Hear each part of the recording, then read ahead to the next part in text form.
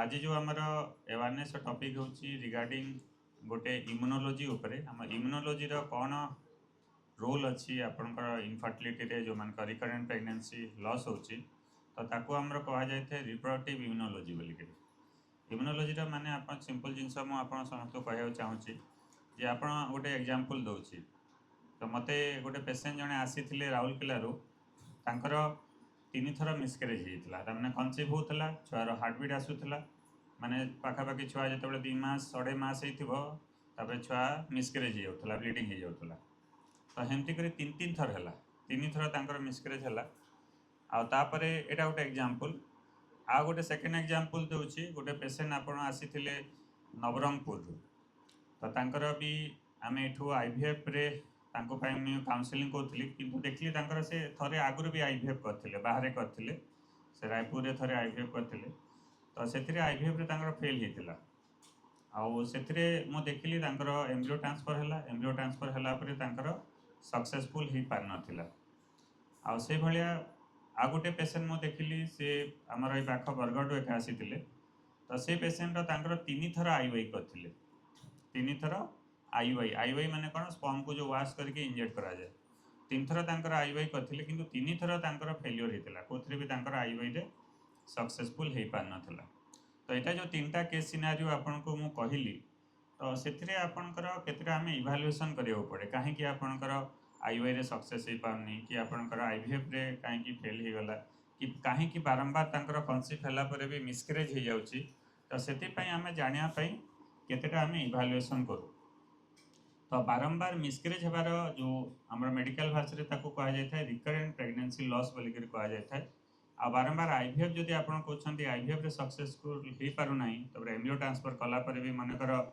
आपणकर इम्प्लांटेशन हो पारानी से रिकरेंट इम्प्लांटेशन फेल्यूर बोलिक कह जाए RIF बोलिक तो आपण समस्त को मु 2टा जिनस आज बुझेबी आपन कहीं RIF होची आउ जोटा आपनकर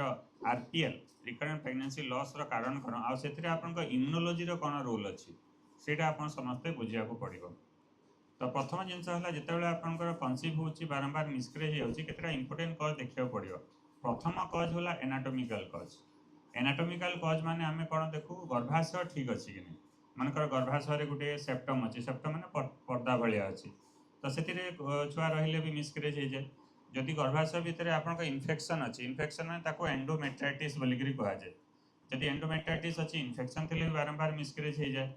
तो प्रथम आम देखू यूट्रस जो गर्भाशय जो छुआ बढ़ुची से किसी डिफेक्ट अच्छी कि जदि सेटा हूँ प्रथम कारण तापर इंपोर्टेंट हूँ आपंकर हार्मोनाल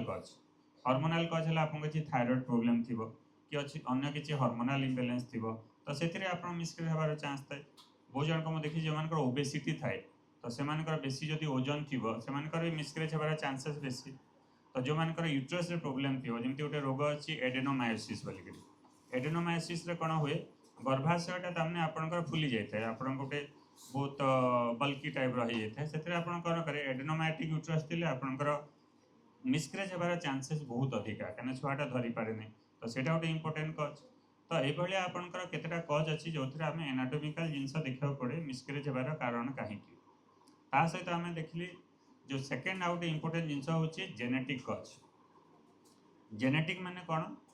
जदि आपंकर गोटे भल छुआ हम तापर डिपेंड करता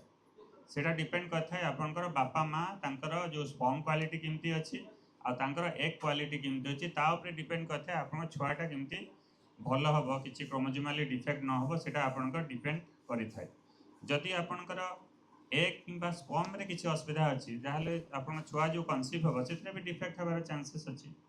तो से मुझे देखुची जो मानकर माँ मानकर बयस बढ़ी जाऊँगी जार 35+ हो गलानी तो से एग क्वालिटी कमी जाए सेमती हजबैंड मानकर भी बयस बढ़ीगले स्पर्म रो क्वालिटी कमी जाए तो जो मानकर जदि बयस बढ़ले जो एग कमी जाए डिमिनिश्ड ओवारियन रिजर्व बोलिक कह जाए माने एग्र जो आप रिजर्व थिला सेटा कमी कमी गला एग्र क्वालिटी कमी जाऊँगी तो जब बयस बढ़ी आपर आप कनसीव प्लां कर जो मैंने 35 है 40 है तो से जो छुआटा कनसीव हुए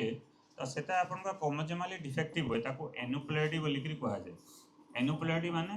कनसीव तो है किंतु से छुआटा जो अच्छे जेनेटिकली डिफेक्ट अच्छी तो डिफेक्टिव जिनस जदि है बॉडी ताको बढ़े दिएनी बॉडी ताको रिजेक्ट करदेव मैं ताको बढ़ी पारिबनी सेटा भी मिसक्रेज हो जाए तो से देखी मोस्ट कॉमन कज जोटा मिसक्रेज बा एवर्सन होची सेटा गोटे इंपोर्टेंट होची क्रोमोसोमाल कज माने एनुपुलेटी बोली कहुए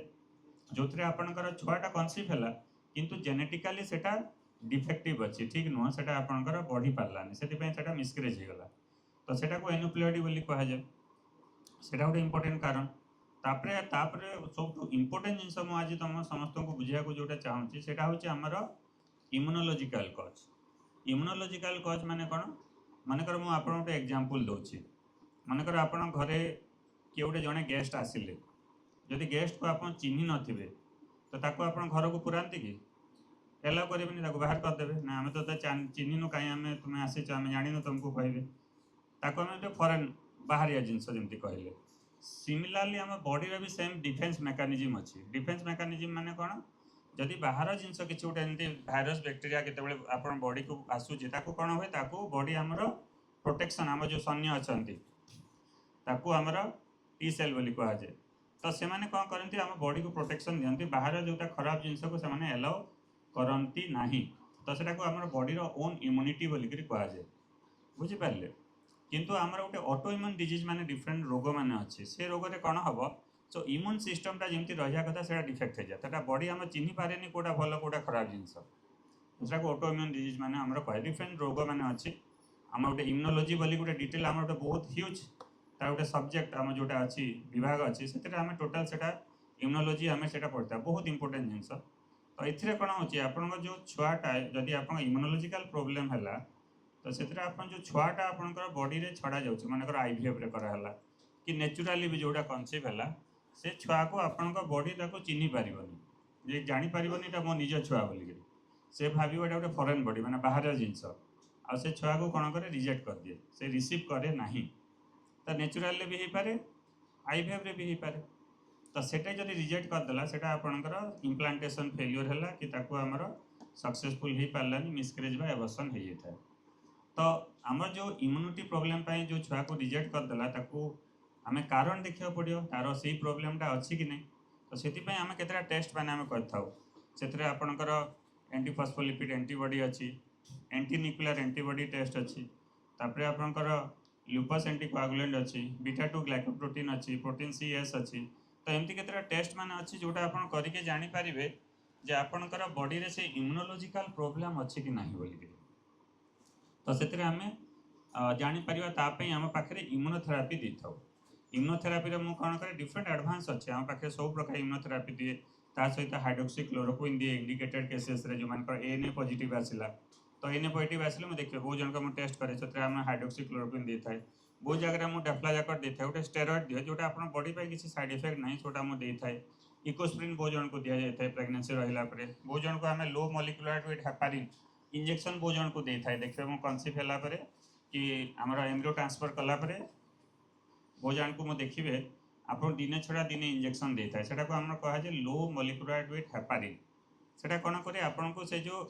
आमर मिसक्रेज को प्रिवेंट करने से आम दे था तो ता सहित आम पाखे एडवांस ट्रिटमेंट केतटा अच्छी जेटा को आम कहू LIT ट्रिटमेंट बोलिक लीड ट्रिटमेंटा आम फास्ट टाइम आम ये करूँ से गोटे बहुत एडवांस जिनस मैंने जोटा आप समग्र ओडिशा रे हुए से आम करूँ एडवांस इम्यूनोलॉजी थेरापी ये कराए सहित आम थाइमोसिन अल्फा बोली गोटे एडवांस मेडिसिन दे था तो जो थे आप कौन हुए जो मानकर बारंबार इम्यूनोलॉजिकल कज पर मिसक्रेज होबार रिस्क अच्छी ताको आम ठीक कर तो सबुथ आप जानवर अच्छे जे आपणकर जहाँ भी असुविधा होची बारंबार मिसक्रेज अच्छी तार आमर चिकित्सा अच्छी आ फास्ट टाइम आम ये गोटे स्टार्ट कलु इंडिया रे प्रथम टाइम गोटे आमर इंजेक्टेबल फॉर्म रे आम डिफरेंट थेरापी मैंने दे था जोटा आप देखो गोटे औषध आपंकर जमी मुझे एग्जांपल दूसरी आपको जदि गोटे औषध आपंकर जदि आप सीवियर पेन हो गोटे बटिका खाइले शीघ्र भल लगे कि आप इंजेक्शन देले सांगे सांगे पेन कमी जाए इंजेक्शन देले सांगे सांगे पेन कमी जाए तो कहीं इंजेक्शन एक्शनटा हो शीघ्र तो से आम जो बहुत जिनस आम देचु इंजेक्शन फॉर्म रे बहुत जरा आम स्टार्ट करोटा फर्मुलेसन मैंने दौचु जो थे आप शीघ्र रेस्पॉन्स कर जोटा को ठीक करिए फास्ट टाइम आम इम्यूनोलॉजी विभाग रे बहुत सारा ट्रिटमेंट करूँ ता सहित आपंकर इंजेक्टेबल एंटीऑक्सीडेंट फॉर्म रे आम बहुत सारा दौचु जो थे आप बहुत शीघ्र आप बॉडीटा जो असुविधा अच्छी ठीक हो पार था सो आ क्रोमोजोमाल कज जमी कहले जो मान हजबैंड वाइफ किसी जेनेटिक प्रोब्लेम अच्छे आम हजबैंड वाइफ दुजन जेनेटिक टेस्ट कर जेनेटिक टेस्ट कले आम जापर कौन प्रोब्लेम अच्छे जब आप जो एनुप्लॉइड होनुप्लॉइड मैंने जोटा कहती आम छुआटा डिफेक्ट हो जाऊँच जोटा आपंकर जेनेटिकली प्रोब्लेमेटिक छुआ हो जोटा तो ताकू आम जानापी आम पाखे गोटे एडवांस उपाय अच्छे जमी आप गोटे एग्जांपल दूसरी आप गोटे ऑपरेशन है गोटे जो मानकर आप किसी गोटे सर्जरी है गोटे किसी ट्यूमर है ट्यूमर बायोप्सी करते कि नहीं तो बायोप्सी कले जापारि से किसी कैंसर अच्छी कि अन्य किसी असुविधा अच्छी तो से भाई आम ये गोटे तार एग्जांपल हिसाब कहूँ आम ये कौन कर एम्ब्रियो बायोप्सी माने कौन एम्ब्रियो बायोप्सी आप जापारे कि आप से जो ताको आमर मेडिकल भाषा में पीजीडी बोली कहुए था पीजीडी रे आम जापारू कि जो एम्ब्रियोटा अच्छी से आम क्रोमोजोमाली ठीक अच्छी एनुप्लॉइड कि यूप्लॉइड माने हूँ जेनेटिकली नॉर्मल एम्ब्रियो एनुप्लॉइड माने हूँ एबनॉर्मल एम्ब्रियो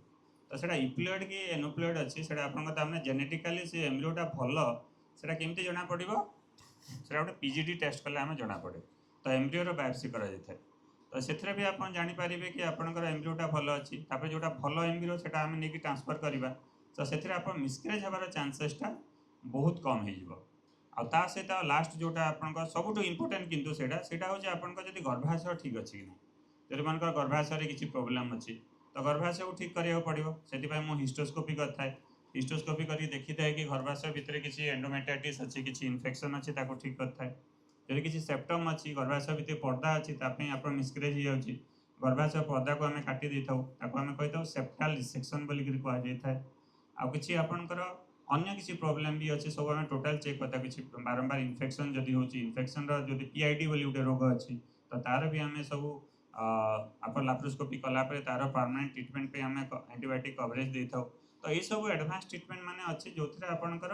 जो असुविधा आप सफर होती आम ताकू ठीक कर तो लास्टली आप समस्त कहे गोटे पेसेंट मो पाक आसी 8 थर मिसक्यारेज होता से कटक रू आसते कटक रू आसिक मैंने पाखापाखि सब आड़े बुल देता किसी बाकी नाला सब आड़े आसी 8 थर मिसक्यारेज होता